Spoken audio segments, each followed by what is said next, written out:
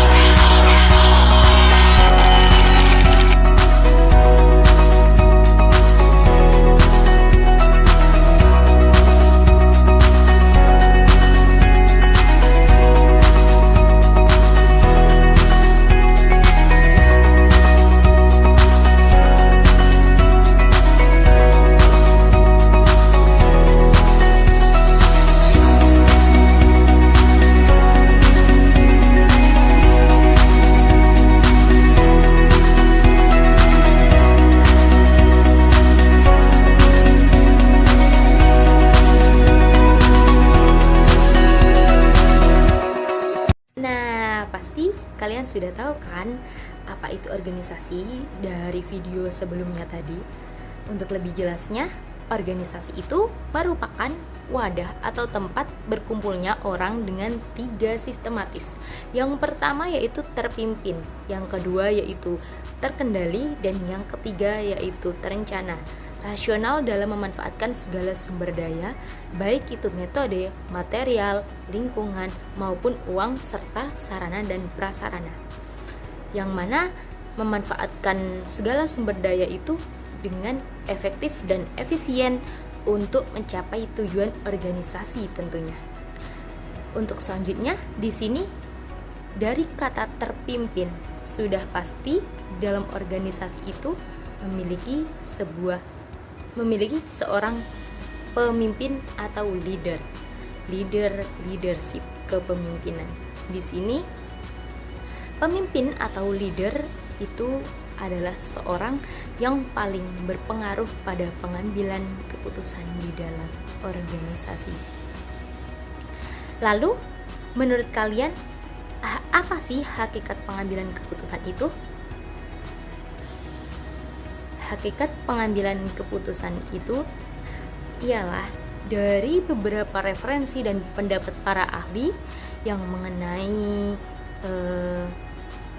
hakikat dari pengambilan keputusan dalam organisasi itu pada intinya adalah memilih dan menentukan satu keputusan yang akan dipakai dalam mencapai tujuan dalam organisasi, yang tentunya berawal dari adanya perbedaan pendapat atau beberapa alternatif pilihan, kemudian disepakati bersama antara pemimpin dan semua anggota organisasi, yang tentunya untuk mencapai tujuan organisasi tersebut. Kemudian di sini ada beberapa proses pengambilan keputusan yang efektif di dalam organisasi. Proses yang pertama yaitu mencari tahu apa permasalahannya. Proses yang kedua yaitu menganalisis permasalahan. Jadi setelah mencari tahu bagaimana permasalahan itu terjadinya, bagaimana kemudian permasalahan itu dianalisis, baru kemudian cara yang ketiga, memilih dan menentukan alternatif pemecahan dari masalah yang terjadi. Untuk selanjutnya, setelah memilih dan menentukan alternatif pemecahan itu, baru kemudian melaksanakan alternatif pemecahan tersebut. Setelah melaksanakan alternatif pemecahan yang telah dipilih tadi, kemudian mengevaluasi apakah alternatif tersebut tepat atau tidak.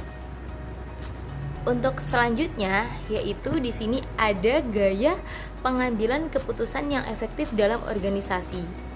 Seorang pemimpin harus memiliki gaya yang tepat bagaimana ia mengambil keputusan di dalam suatu organisasi yang ia pimpin. Beberapa gaya tersebut antara lain gaya yang pertama yaitu gaya direktif.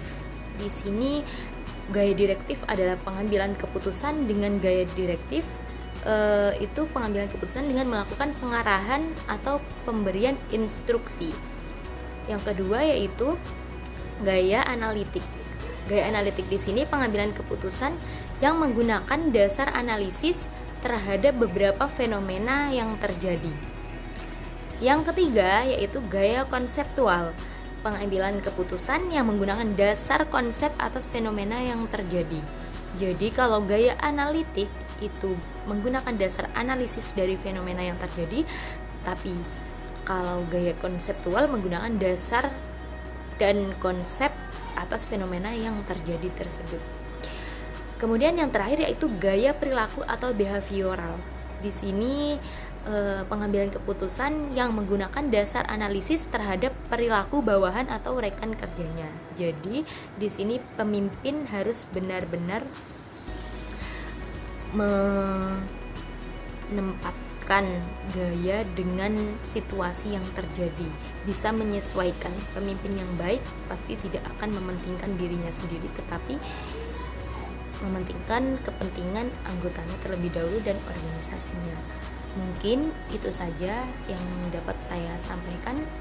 Kurang lebihnya saya mohon maaf. Wabillahi taufiq wal hidayah. Assalamualaikum warahmatullahi wabarakatuh.